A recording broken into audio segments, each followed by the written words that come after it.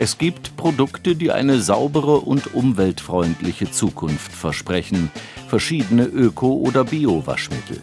Wir wollen diese sogenannten Öko- oder Bio-Waschmittel testen. Dafür zeigen wir sie zunächst Markus Gast vom Umweltbundesamt. Denn der Begriff Bio oder Öko ist hier nicht geschützt, wenig transparent für die Kundschaft. Bio- und Öko-Waschmittel sind ein Riesendrama, weil die Übergänge sind fließend. Es gibt echte Bio-Waschmittel aus Biostoffen. Daraus wählen wir für unseren Test Sodasan von Alnatura. Es gibt Öko-Waschmittel, die teilweise aus nachwachsenden Rohstoffen sind und ökologisch vorteilhaft. Davon testen wir Ecoware aus der Drogerie. Und es gibt die umweltfreundlichen Waschmittel mit einem Umweltzeichen. Aus dieser zertifizierten Gruppe wird Denk mit in unserem Test antreten. Und wir nehmen als Referenz das meistgekaufte herkömmliche Markenprodukt Persil. Apropos Umweltzeichen, dieses Industriesiegel zum Beispiel steht nur für die umweltfreundliche Produktion, aber nicht für die Inhaltsstoffe. Verlässlicher kontrollieren dagegen der Blaue Engel und das EU-Eco-Label. Auch Biosiegel wie Ecocer oder Eco-Garantie weisen auf natürliche Inhaltsstoffe hin. Wir wollen unsere Kandidaten hinsichtlich Preis, Dosierung und Waschleistung bewerten. Beim Preis liegt das günstigste Mittel von DM mit 2,17 € ganz vorn. Das reine Bio-Waschmittel Sodasan liegt mit 3,86 € im Mittelfeld und Ecoware mit 5,45 € ist das teuerste. Jetzt geht es an die Wäsche. Dazu besuchen wir einen Waschsalon. Mit dabei Inga Sprengel. Sie unterrichtet Hauswirtschaft. Also grundsätzlich finde ich das eine gute Alternative zu den herkömmlichen Waschmitteln, da sie eben schadstoffarmer sind, weniger Konservierungsstoffe und Duftstoffe enthalten. 4 vorgewaschene T-Shirts werden jetzt gleichberechtigt eingesaut. Mit Schokolade, Ketchup, Bratensoße und Rotwein. Die Dosiermenge wird beim jeweiligen Waschmittel angegeben und variiert erheblich. Beim herkömmlichen Persil sind es 100 Milliliter, bei Ecoware nur 70. Weil die Kappe aber nur 40 Milliliter fasst, wird die Dosierung zur Gefühlssache. Beim Bio-Waschmittel Sodasan sind es sogar 120 Milliliter, die beim Einfüllen kleckern. Und bei DM? So, und hier ist jetzt leider das Problem, dass wir keine Dosierkappe haben. Das heißt, ich dosiere nach Gefühl.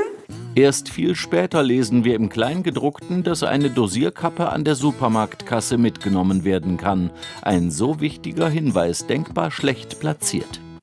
Deshalb bekommt Sodasan hier nur eine Waschmaschine, Denk mit 2 und Ecoware die volle Punktzahl. Jetzt wird gewaschen, bei 40 Grad etwa eine knappe Stunde lang.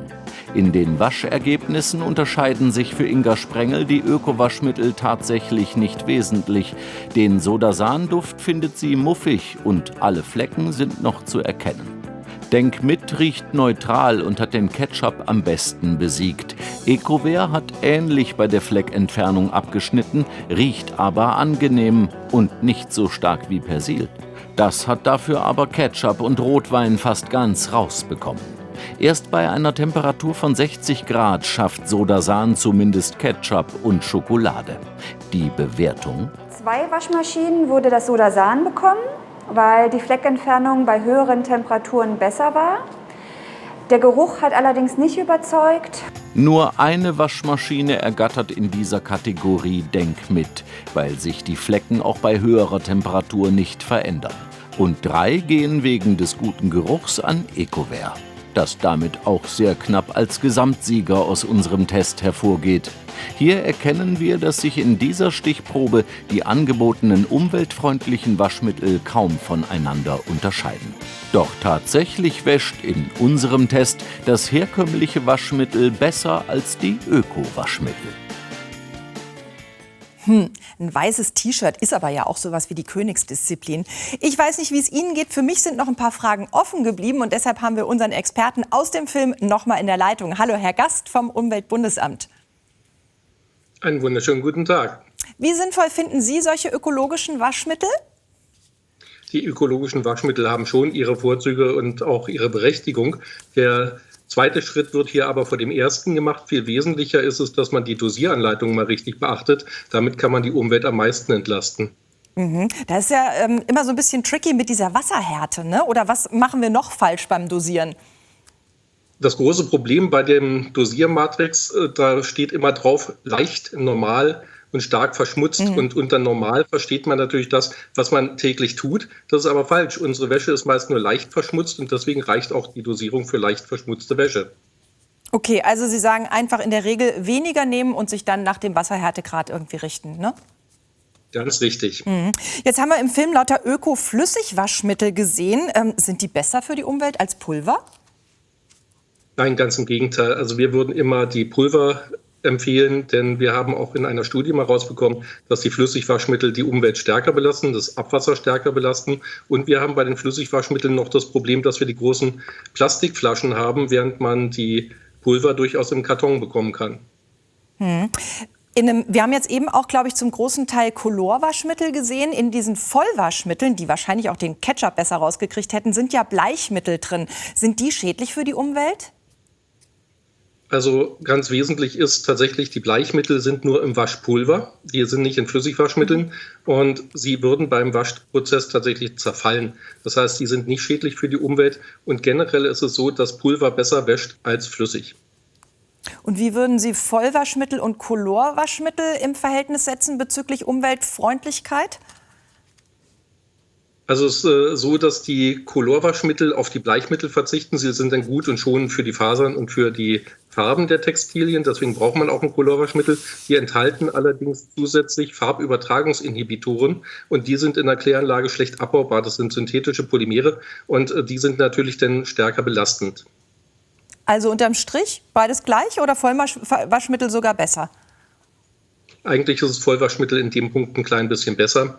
Aber wir brauchen beide Produkte. Wir brauchen sowohl für die bunte Wäsche entsprechend ein Colorwaschmittel, als auch eben für die weiße Wäsche dann ein Vollwaschmittel, ein Waschpulver. Gerade für die Hygiene ist es wichtig, denn die Bleichmittel töten auch Bakterien ab. Wie finden Sie denn diese Gelkissen hier? Fühlen sich auf jeden Fall total lustig an. Die werden ja direkt in die Waschmaschine gegeben.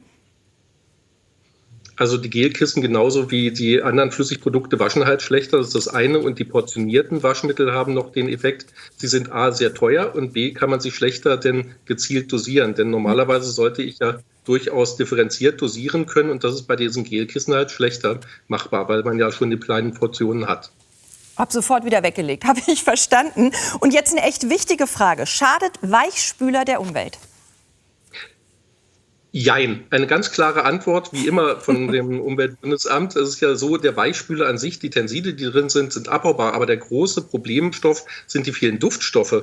Die Duftstoffe werden in der Kläranlage zum Großteil nicht abgebaut, wandern mit dem Abwasser, mit dem geklärten in die Gewässer. Und dort können sie dann Organismen schädigen und haben alle möglichen Wirkungen. Also Duftstoffe sind ein größeres Problem als die Tenside, die die Weichheit erzeugen beim Weichspüler. Deswegen empfehlen wir, möglichst auf den Weichspüler zu verzichten. Oder, wenn man die Weichheit wirklich braucht, gibt auch duftstofffreie Alternativen bei den Weichspülern, Sensitivprodukte, da kann man auf die Duftstoffe verzichten.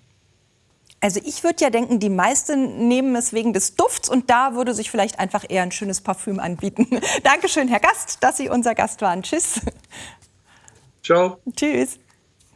Also, ich nehme mit, kein Weichspüler, auf den blauen Engel und andere Zertifikate achten und so knapp wie möglich dosieren. Das schont ja schließlich auch den Geldbeutel.